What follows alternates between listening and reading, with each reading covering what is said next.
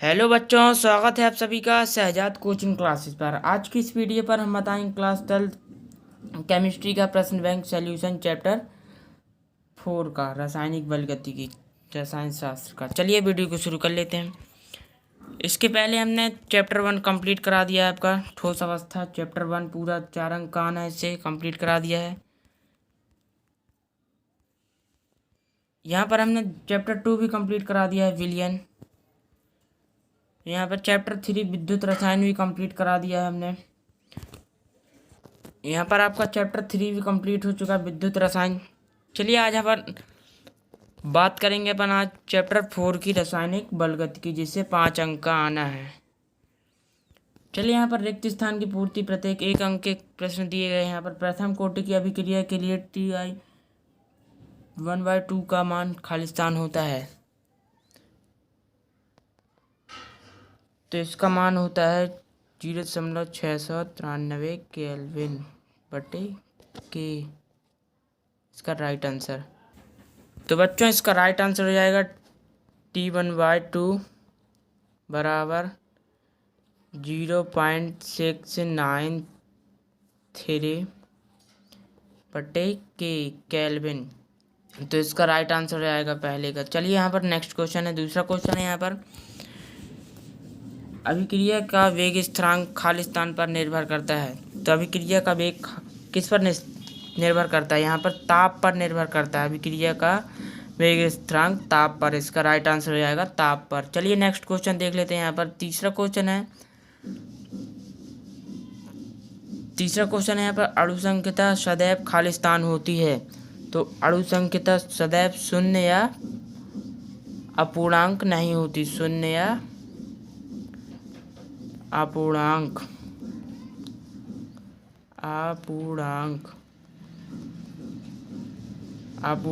नहीं होती। चलिए यहाँ पर आपका तीसरा क्वेश्चन कंप्लीट हो गया। चलिए यहाँ पर चौथा क्वेश्चन पूछा गया है आपका खाली स्थान। तीव्र अभिक्रिया खाली स्थान सेकेंड से भी कम समय में संपन्न हो जाती हैं। तो इसका राइट आंसर हो जाएगा आपका, चौथे का राइट आंसर हो जाएगा 10⁻12 सेकेंड से 10⁻12 सेकेंड से 10⁻9 सेकेंड तक कम समय संपन्न हो जाती हैं। तो इसका राइट आंसर हो जाएगा 10⁻12 सेकेंड से 10⁻9 सेकेंड में कम समय संपन्न होती हैं। चलिए यहाँ पर आपके 4 रिक्त स्थान कंप्लीट हो गए। चलिए यहाँ पर एक वाक्य में उत्तर पूछे गए। यहाँ पर एक अंक के यहाँ पर पहला पूछा गया है, शून्य कोटि अभिक्रिया के लिए एक उदाहरण लिखिए। यहाँ पर दूसरा क्वेश्चन पूछा, द्रव अनुपाती का क्रिया के नियम का प्रतिपादन किसने किया। चलिए यहाँ पर तीसरा क्वेश्चन है, द्वितीय कोटि की अभिक्रिया के लिए वेग स्थिरांक की इकाई लिखिए। यहाँ पर देख सकते हैं 3-3 अंक वाले क्वेश्चन पूछे गए। अभिक्रिया का अर्धायुकाल क्या है, इसका व्यंजक लिखिए। अभिक्रिया की दर और दर स्थिरांक में कोई 3 अंतर। यहाँ पर तीसरा क्वेश्चन पूछा है, अभिक्रिया की कोटि क्या है, विभिन्न प्रकार की कोटियों की व्याख्या कीजिए। यहाँ पर चौथा क्वेश्चन पूछा है, आणविकता से क्या आशय है, अभिक्रिया की कोटि व आणविकता में अंतर लिखिए। यहाँ पर पांचवा क्वेश्चन पूछा गया है आपका जो है, प्रथम कोटि की अभिक्रिया क्या है, इसका व्यंजक लिखिए। यहाँ पर छठवां क्वेश्चन है आपका कि प्रथम द्वितीय व तृतीय कोटि की अभिक्रिया के वेग स्थिरांक की इकाई लिखिए। तो चलिए अपन 1 अंक वाले और 3 अंक वाले प्रश्न देख लेते हैं। अपन इस चैप्टर से कितने नंबर का आना है आपका 5 नंबर का इस चैप्टर से आना है। तो चलिए सबके आंसर देख लेते हैं अपन चैप्टर 4 के। चलिए यहाँ पर अपन चैप्टर 4 के देख लेते हैं क्वेश्चन आंसर। यहाँ पर देख सकते हैं आप, स्क्रीनशॉट ले सकते हैं। यहाँ पर ऑब्जेक्टिव क्वेश्चन है। यहाँ पर पहले का देख सकते हैं, यहाँ पर T1/2 बराबर 0.693 केल्विन। और यहाँ पर दूसरे का ताप है। यहाँ पर तीसरे का शून्य या अपूर्ण है। और यहाँ पर चौथे का 10⁻12 से 10⁻19 सेकेंड से भी कम समय में संपन्न हो जाती हैं। चलिए यहाँ पर एक वाक्य में उत्तर पूछा था। पहला पूछा था, शून्य कोटि की अभिक्रिया के लिए एक उदाहरण लिखिए। तो उदाहरण है, गोल्डन या प्लेटिनम की उपस्थिति में अमोनिया के अपघटन की अभिक्रिया में समय के साथ सांद्रण में परिवर्तन शून्य होता है, अतः यह शून्य कोटि की अभिक्रिया कहलाती है। उदाहरण के लिए जैसे N2+3H2 अनुपात AU2PT अभिक्रिया कराएंगे तो अपन को 2NH3 प्राप्त होगा। इस सूत्र से dAx/dt बराबर K×NH3 कांस्टेंट 0। चलिए यहाँ पर आपका पहला क्वेश्चन में पूछा गया था कि शून्य कोटि की अभिक्रिया के लिए एक उदाहरण दीजिए। तो यहाँ पर परिभाषा भी दे दी है और यहाँ पर उदाहरण भी दे दिए हैं, देख सकते हैं। चलिए यहाँ पर आपका पहला क्वेश्चन कंप्लीट हो गया। चलिए यहाँ पर दूसरा क्वेश्चन देख लें। द्रव्य अनुपाती क्रिया के नियम का प्रतिपादन किसने किया? तो चलिए इसका आंसर देख लेते हैं। नॉर्वे के दो प्रसिद्ध वैज्ञानिक कैटो मैक्सिमिलियन गुलबर्ग तथा पीटर वागे ने सन 1867 में अनेक क्रियाओं के वेग पर अभिकारकों की सांद्रता के प्रभाव को समझाने के लिए एक नियम का प्रतिपादन किया, जिसे द्रव्य अनुपाती क्रिया का नियम कहते हैं। देख लेते हैं। जैसे स्थिर ताप पर किसी रासायनिक अभिक्रिया की दर अभिकारक के सक्रिय द्रव्यमान के समानुपाती होती है। चलिए यहाँ पर आपका दूसरा क्वेश्चन में पूछा गया था द्रव्य अनुपाती की क्रिया के नियम का प्रतिपादन कीजिए। तो यहाँ पर देख सकते हैं नियम का प्रतिपादन ये है, इसका राइट आंसर हो जाएगा। चलिए यहाँ पर आपका दूसरा क्वेश्चन कंप्लीट हो गया। चलिए यहाँ पर तीसरा क्वेश्चन है 1 अंक का। द्वितीय कोटि की अभिक्रिया के लिए वेग स्थिरांक की इकाई लिखिए। तो द्वितीय कोटि के लिए वेग स्थिरांक की इकाई होगी मोल/लीटर इंटू सेकेंड बराबर के मोल/लीटर का होल स्क्वायर। तो यहाँ पर मोल/लीटर इंटू सेकेंड बराबर के मोल/लीटर इंटू मोल/लीटर। तो यहाँ पर देखिए स्क्वायर लगा है, इसलिए इसको 2 बार लिख दिया अपन। तो यहाँ से मोल कट जाएगा, ये लीटर से लीटर कट जाएगा, तो इसलिए आपका राइट आंसर आएगा तो देखो mole inverse litre second inverse. तो द्वितीय कोटि की अभिक्रिया का वेग स्थिरांक होता है mole inverse litre second inverse होता है कि स्थिरांक इकाई का मान।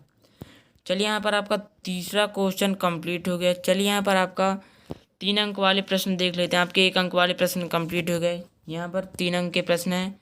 चलिए यहाँ पर पहला प्रश्न पूछा है अभिक्रिया का अर्धायु काल क्या है, इसका व्यंजक लिखिए। अभिक्रिया का अर्धायु काल किसी रासायनिक अभिक्रिया में अभिकारक के प्रारंभिक सांद्रण का आधा होने में जो समय लगता है उसे अर्धायु काल कहते हैं।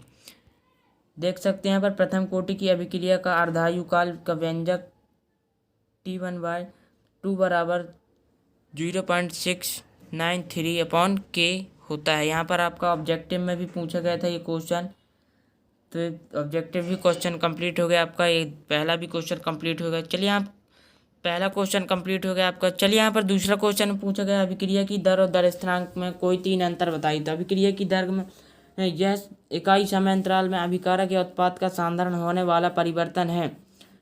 यहाँ पर देख लेते हैं दर स्थिरांक को अपन बोलते विशिष्ट दर या वेग स्थिरांक। तो पहला यहाँ पर दिया गया है यह अभिक्रिया के इकाई सांद्रण के साथ संपन्न होने वाली अभिक्रिया की दर है। यहाँ पर दूसरा देख लेते हैं किसी भी समय अभिक्रिया की दर सांद्रण पर निर्भर करती है। इसमें यहाँ पर देख लेते हैं वेग स्थिरांक पर, इसका मान अभिकारक सांद्रण पर निर्भर नहीं करता है बल्कि ताप पर निर्भर करता है। चलिए यहाँ पर तीसरा अंतर है, यहाँ पर अभिक्रिया की दर इकाई मोल, इसकी इकाई mole litre inverse second inverse होती है।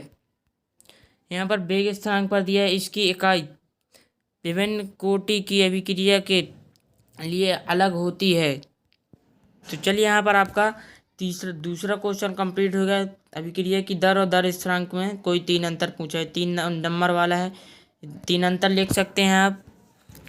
चलिए यहाँ पर तीसरा क्वेश्चन देख लेते हैं। यहाँ पर तीसरा क्वेश्चन में पूछा गया अभिक्रिया की कोटि क्या है, विभिन्न प्रकार की कोटि की व्याख्या कीजिए। तो अभिक्रिया की कोटि ऑर्डर ऑफ रिएक्शन। चलिए यहाँ पर देख लेते हैं इसकी परिभाषा। किसी रासायनिक अभिक्रिया की कोटि उन समस्त परमाणुओं अणुओं की या आयनों की संख्या है जिसके सांद्रण में परिवर्तन अभिक्रिया के दौरान होती है।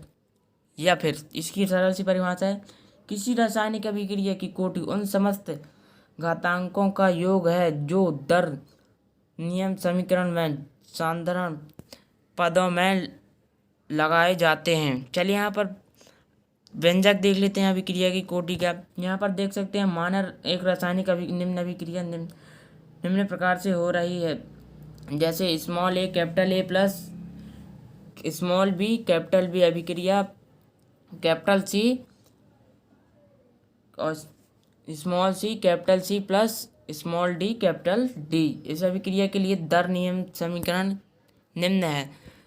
तो R बराबर के ए की घात m और b की घात n हो जाएगी, यहाँ पर देख सकते हैं। अतः उपरोक्त अभिक्रियाओं के लिए कोटि m प्लस n है, जिसमें a के सापेक्ष अभिक्रिया की कोटि बराबर m तथा b के सापेक्ष अभिक्रिया की कोटि n है। यहाँ पर देख सकते हैं a की घात m है और b की घात n है। यहाँ पर चलिए शून्य कोटि की अभिक्रिया, यहाँ पर जीरो ऑर्डर रिएक्शन वे रासायनिक अभिक्रियाएं जिसके संपन्न होने में समय के साथ अभिकारक के साधारण में परिवर्तन नहीं होता शून्य कोटि की अभिक्रियाएं कहलाती हैं। उदाहरण के लिए जैसे गोल्ड या प्लेटिनम की उपस्थिति में अमोनिया के अपघटन की अभिक्रिया में समय के साथ साधारण में परिवर्तन शून्य होता है, अतः यह शून्य कोटि की अभिक्रिया होती है। जैसे यहाँ पर देख सकते हैं उदाहरण दिया है N2 प्लस 3H2 AuPT साथ अभिक्रिया कराने पर 2NH3 बनाता है। यहाँ पर सूत्र देख सकते हैं dAx/dt बराबर KNH3 0। चलिए यहाँ पर प्रथम कोटि की अभिक्रिया पूछा है। वे रासायनिक अभिक्रिया जिनके संपन्न होने में एक अभिकारक के साधारण में परिवर्तन होता है प्रथम कोटि की अभिक्रियाएं कहलाती हैं। उदाहरण के लिए जैसे एथिल क्लोराइड का विघटन एक प्रथम कोटि की अभिक्रिया है। यहाँ पर जैसे देख सकते हैं C2H5G की क्रिया कराने पर C2H4G प्लस HCl प्राप्त होता है। यहाँ पर देख सकते हैं सूत्र इस प्रकार से K2C2 के बराबर KC2H5G की घात 1। चलिए यहाँ पर द्वितीय कोटि देख लेते हैं। वे रासायनिक अभिक्रियाएं जिनके संपन्न होने में दो अभिकारक के साधारण में परिवर्तन होता है द्वितीय कोटि की अभिक्रियाएं कहलाती हैं। उदाहरण के लिए देख सकते हैं नाइट्रोजन पेरोक्साइड का विघटन एक द्वितीय अभिक्रिया कोटि की अभिक्रिया है। जैसे देख सकते हैं यहाँ पर नाइट्रोजन पेरोक्साइड 2NH2 की क्रिया NO से कराने पर N2 प्राप्त होता है। यहाँ पर 2 लगाएंगे, बैलेंसेड करने के लिए यहाँ पर भी 2 लगा देंगे। यहाँ पर देख सकते हैं dAx/dt बराबर KN2 चलिए यहाँ पर तृतीय कोटि की अभिक्रिया देख लेते हैं, परिभाषा देख लेते हैं। वे रासायनिक अभिक्रिया जिसके संपन्न होने में 3 अभिकारक के साधारण में परिवर्तन होता है तृतीय कोटि कहलाती है। यहाँ पर देख सकते हैं जैसे उदाहरण के लिए नाइट्रिक ऑक्साइड का ऑक्सीकरण एक तृतीय कोटि की अभिक्रिया है, जैसे 2NO प्लस O2 अभिक्रिया 2NO2। यहाँ पर देख सकते हैं dAx/dt बराबर KNH3 2O2 1। चलिए यहाँ पर आपका तीसरा क्वेश्चन कंप्लीट हो गया। तीसरे क्वेश्चन में आपका क्या पूछा गया था, अभिक्रिया की कोटि क्या है, विभिन्न प्रकार की कोटियों को व्याख्या कीजिए। तो यहाँ पर अभिक्रिया की कोटि की परिभाषा है, देख सकते हैं। और यहाँ पर पहले शून्य कोटि की अभिक्रिया है, फिर प्रथम कोटि की, फिर द्वितीय कोटि की, फिर तृतीय कोटि की आपकी पूरी अभिक्रियाएँ कंप्लीट हो गई। यहाँ पर तीसरा क्वेश्चन कंप्लीट हो गया। चलिए यहाँ पर चौथा क्वेश्चन देखते हैं अपन। आणविकता से क्या आशा है, अभिक्रिया की कोटि व आणविकता में 2 अंतर लिखिए। तो अभिक्रिया की आणविकता को आणविकता या अणुसंख्यता कहते हैं। चलिए यहाँ पर इसको देख लेते हैं परिभाषा। किसी रासायनिक अभिक्रिया के वेग निर्धारक पद में भाग लेने वाले परमाणु अणुओं में या आयनों की संख्या उसकी आणविकता कहते हैं। जब अभिक्रिया में क्रमशः 1, 2, 3 अणु भाग लेते हैं तब इससे क्रमशः एक आणविक, द्विआण्विक त्रिकाणु अभिक्रिया कहते हैं। उदाहरण के लिए देख सकते हैं पर फास्फोरस के विघटन केवल एक अणु भाग लेता है, इसलिए इसकी आणविकता 1 होगी। तो यहाँ पर देख सकते हैं PCl5 अभिक्रिया PCl3 + Cl2। तो यहाँ पर अभिक्रिया की अणु संख्या और अभिक्रिया की कोटि में अंतर पूछा गया था। तो अणु संख्या में देख सकते हैं यह दर निर्धारक पद में भाग लेने वाले अणु परमाणु या आयनों की संख्या है। यहाँ पर देख सकते हैं अभिक्रिया की कोटि में यह उन अणु परमाणु या आयनों की संख्या है जिसके सांद्रण में परिवर्तन अभिक्रिया के दौरान होता है। यहाँ पर दूसरा देख सकते हैं इसका मान 0 नहीं होता और इसका मान 0 होता है अभिक्रिया की कोटि। चलिए यहाँ पर आपका चौथा क्वेश्चन कंप्लीट हो गया बच्चों। चलिए बच्चों यहाँ पर आप 5वां क्वेश्चन देख लेते हैं। प्रथम कोटि की अभिक्रिया क्या है, इसके व्यंजक को लिखिए। तो प्रथम कोटि की अभिक्रिया वे रासायनिक अभिक्रिया जिनमें जिसके संपन्न होने में एक अभिकारक के सांद्रण में परिवर्तन होता है प्रथम कोटि की अभिक्रिया कहलाती है। एक बार फिर से देख लें अपन परिभाषा। वे रासायनिक अभिक्रिया जिनके संपन्न होने में एक अभिकारक के सांद्रण में परिवर्तन होता है प्रथम कोटि की अभिक्रिया कहलाती है। उदाहरण देख सकते हैं जैसे एथिल क्लोराइड की अभिक्रिया एक प्रथम कोटि की अभिक्रिया से है। जैसे देख सकते हैं C2H5G की क्रिया C2H4 + HCl से कराएंगे तो अपन यहाँ पर C2H5 प्राप्त होगा। यहाँ पर dAX/dt के बराबर C2H5G1। यहाँ पर देख सकते हैं व्यंजक प्रथम कोटि की अभिक्रिया के लिए समाकलित दर समीकरण है कि K बराबर 2.303/2 log 10 A0 8/80। तो यहाँ पर आपका 5वां क्वेश्चन कंप्लीट हो गया। चलिए अपन यहाँ पर नेक्स्ट क्वेश्चन की ओर बढ़ते हैं। अपन यहाँ पर 6वां क्वेश्चन दिया गया है। शून्य प्रथम द्वितीय तृतीय कोटि की अभिक्रिया का वेग स्थिरांक की इकाई लिखिए। तो चलिए यहाँ पर शून्य कोटि की अभिक्रिया की दर स्थिरांक देख लेते हैं। यहाँ पर मोल बटे लीटर इंटू सेकेंड के बराबर मोल बटे लीटर 0, तो इसलिए मोल बटे लीटर इंटू सेकेंड। तो यहाँ पर KX1 हो जाएगी। यहाँ पर शून्य कोटि की अभिक्रिया की दर स्थिरांक KX1। चलिए यहाँ पर शून्य कोटि की अभिक्रिया की दर स्थिरांक पूछा था कि इकाई बराबर mole litre inverse second inverse होती है जो अभिक्रिया की दर के समान होती है। प्रथम कोटि की अभिक्रिया के लिए दर स्थिरांक मोल बटे लीटर इंटू सेकेंड बराबर के मोल लीटर 1 होती है।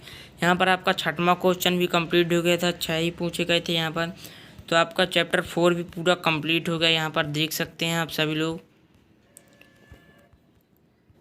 इसके पहले हमने चैप्टर 1, चैप्टर 2, चैप्टर 3 भी कंप्लीट करा दिया है। चैनल पर देख सकते हैं जाकर वीडियो। और इसके पहले हमने फिजिक्स का भी पूरे सॉल्व करा दिया है। अभी मैथ का सॉल्व चल रहा है, बायो का भी सॉल्व चल रहा है। तो चैनल पर बने रहें, हमारे चैनल पर देख सकते हैं सभी वीडियो को। लगातार वीडियो अपलोड किया जा रहा है। इसकी नेक्स्ट वीडियो में हम चैप्टर 5 कंप्लीट करा देंगे।